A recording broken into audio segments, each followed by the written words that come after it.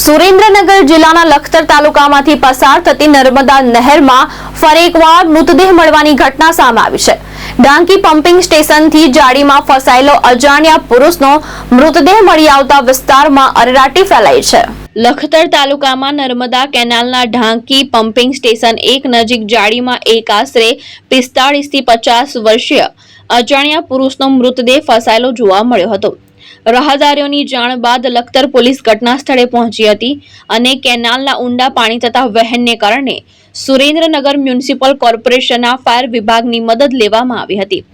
નાયબ કમિશનરની સૂચના અને ફાયર અધિકારી દેવાંગભાઈ દુધરિયાના માર્ગદર્શન હેઠળ ટીમે મૃતદેહને સુરક્ષિત રીતે બહાર કાઢ્યો હતો। મૃતદેહ અતિશય સડી ગયેલી હાલતમાં હતો। પ્રાથમિક તપાસ બાદ મૃતદેહને લખતર સરકારી હોસ્પિટલથી રાજકોટ ફોરેન્સિક પોસ્ટમોર્ટમ માટે ખસેડવામાં આવ્યો છે। લખતર પોલીસે અકસ્માતે મોતનો ગુનો નોંધી મૃતકની ઓળખ મેળવવા તપાસ શરૂ કરી છે।